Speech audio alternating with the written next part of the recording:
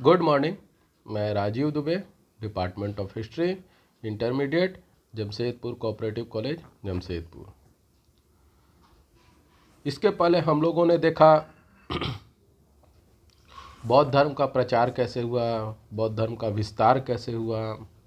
आज हम लोग देखते हैं भारतीय संस्कृति पर बौद्ध धर्म का क्या प्रभाव पड़ा। इतिहासकार हैवल के अनुसार भारत को एक राष्ट्र के सूत्र में संगठित करने का श्रेय बौद्ध धर्म को उसी प्रकार है जिस प्रकार सैक्सनी के छोटे छोटे राज्यों को संगठित करने का श्रेय ईसाई धर्म को है। भारत में राजनीतिक एकता का सूत्रपात तो बौद्ध धर्म ने ही किया। ऐसा हैवल का मानना है, लेकिन इतिहास में कई ऐसे उदाहरण आपको देखने को मिल जाएंगे जिसने पूरे भारत को एक सूत्र में बांधा। सबसे पहला उदाहरण आपको चंद्रगुप्त मौर्य का मिलता है, जिसने पूरे भारत को एक सूत्र में बांधा था। उसके बाद में भारत और कई विदेशों में भी शासन किया उसने। उसके बाद अशोक ने पूरे भारत में शासन किया। इसका प्रमाण कई जगहों से प्राप्त उनके शिलालेख अभिलेख मिलते हैं जो इसका प्रमाण करते हैं कि अशोक का राज वहाँ तक था। तो ये बौद्ध धर्म के बारे में कहना ये थोड़ा सा सवाल उठाता है, परंतु उन्होंने अपना मत रखा है कि हाँ, बौद्ध धर्म ने भारत को एक सूत्र में बांधा। तो बौद्ध धर्म, भारतीय संस्कृति को बौद्ध धर्म की क्या क्या देन रही। पहला है कला की देन। मूर्ति कला एवं शिल्प कला का उद्भव बौद्ध धर्म के द्वारा ही संभव हुआ। चैत्य, स्तूप, गुफा कलाओं का विकास बौद्ध धर्म की ही देन है। अजंता एलोरा की चित्रकारी, कार्ले गुहा मंदिर, सांची, अमरावती और भरूच के स्तूप बौद्ध कला के उत्कृष्टतम नमूने हैं। साहित्य की देन। बौद्ध धर्म ने भारतीय साहित्य के कोश में अपार वृद्धि की है। पाली भाषा एवं उसके साहित्य का उत्तरोत्तर विकास हुआ। धीरे धीरे पाली अंतर्राष्ट्रीय भाषा बन गई। बौद्धों ने न केवल पाली में अपितु कालांतर में संस्कृत में भी अनेक ग्रंथों का सृजन किया। इनमें बुद्ध चरित, सौंदरानंद, मंजूश्री, मूलकल्प, ललित विस्तार, मिलिंद पन्हो आदि प्रमुख हैं। यहाँ भी भेद है। कलाओं का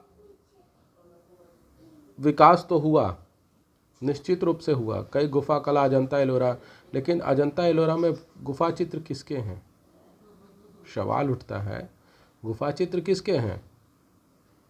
दूसरी, साहित्य के बारे में कि साहित्य में देन है, तो जितने भी साहित्य बौद्ध धर्म से मिले हैं वही मिले हैं, उसके अलावा नहीं मिले। ये सभी साहित्य, चाहे मंजूश्री कल्प हो, ललित विस्तार हो, मिलिंद हो, बुद्ध चरित हो, ये सभी गौतम बुद्ध के बारे में लिखे गए हैं या बौद्ध धर्म से संबंधित लिखे गए हैं। इसमें भारतीय संस्कृति को कोई विशेष योगदान नहीं दिया गया। ये बौद्ध धर्म है के संबंधित है। बौद्ध धर्म में कैसे क्या होता है, बौद्ध धर्म के बारे में ही सब कुछ वर्णन है।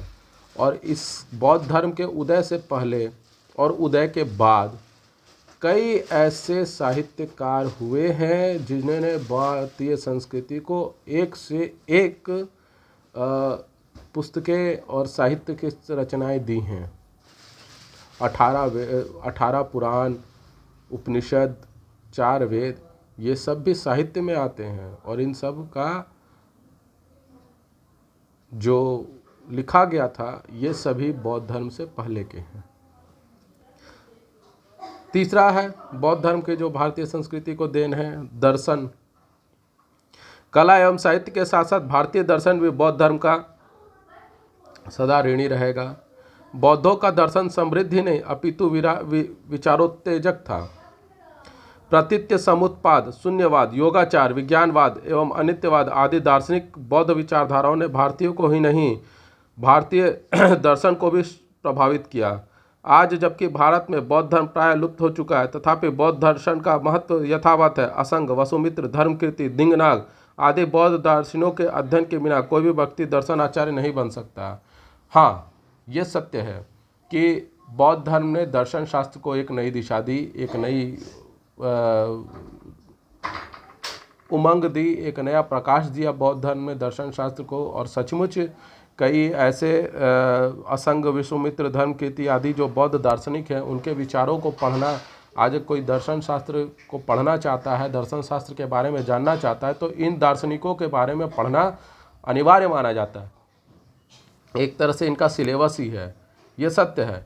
लेकिन क्या दर्शन शास्त्र की उत्पत्ति बौद्ध धर्म ने की? नहीं, दर्शन शास्त्र की उपस्थिति कपिल ने की थी, कपिल मुनि ने की थी। और भी ऐसे बहुत सारे लोग उदाहरण हैं।